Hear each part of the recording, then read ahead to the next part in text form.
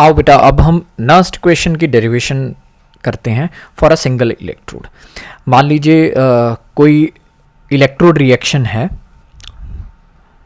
अच्छा ये ध्यान रखेंगे, ये नेक्स्ट इक्वेशन की डेरिवेशन है for a single electrode, cell के लिए नहीं है बेटा, एक इलेक्ट्रोड के लिए।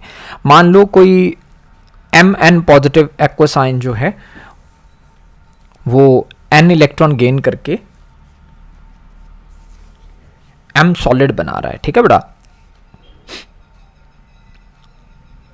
अब नर्स्ट ने इलेक्ट्रोड पोटेंशियल कंसंट्रेशन और टेम्परेचर का एक रिलेशन दिया। वो कहते हैं कि electrode potential of this electrode is equal to its standard electrode potential E naught Mn positive slash M minus RT upon NF into ln of concentration of a product upon concentration of a reactant, that is concentration of M divided by concentration of Mn positive। ठीक है बेटा, लेकिन यहाँ पे हमें एक चीज़ की clarity होनी बहुत ज़रूरी है कि जो कॉन्सेंट्रेशन है सॉलिड M की, जो कि प्रोडक्ट में फॉर्म हुआ है, उसको तो हम यूनिटी लेते हैं बेटा, it is taken as a unity. तो कॉन्सेंट्रेशन ऑफ M की वैल्यू यहाँ पे 1 आ जाएगी मुन्ना। तो अगर ये वैल्यू 1 पुट करूँ तो मेरे पास बन जाएगा electrode potential of this electrode, that is Mn positive slash M is equal to its standard electrode potential, that is E naught of Mn positive slash M minus RT upon NF natural log of or ln of 1 upon Mn positive बेटा।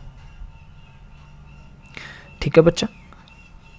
अब यहाँ पे देखिए जो हमने symbols use किए हैं उसके क्या क्या मीनिंग है। R जो है that is the gas constant, और बेटा इसकी वैल्यू हमें लर्न होनी चाहिए, that is equal to 8.314 joule per kelvin per mole. यहाँ पे F जो है इस इक्वेशन में that is Faraday's constant, so F is equal to Faraday's constant।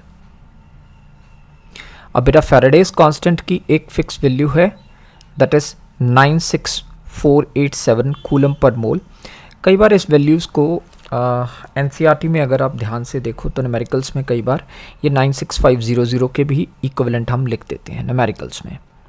अब T यहाँ पे जो है वो टेम्परेचर है बेटा, इस इक्वेशन में T जो है वो टेम्परेचर है, वो भी केल्विन में। और जनरली जब हम इसकी कैलकुलेशंस करते हैं तो T की वैल्यू हमारे पास 298 केल्विन पे ही हम सॉल्व कर रहे हैं बेटा। So it's basically 298 kelvin. और Mn पॉजिटिव तो हमारी कॉन्सेंट्रेशन है, जो भी हमें गिवन स्पीशीज़ गिवन होगी, गिवन इलेक्ट्रोड होगा। अब जब ये सारी वैल्यूज़ आप ऊपर वाली इक्वेशन में बेटा पुट करोगे तो आपके पास एक नई इक्वेशन जो ड्राइव होगी। अच्छा बेटा यहाँ पे एक चीज़ का और ध्यान रखना है आप लोगों ने कि जो हमने ln लिखा है, this ln is basically equal to 2.303 of log of base to the power 10, है ना बेटा। log बेस 10 जो है 2.303 ln की वैल्यू आ गई।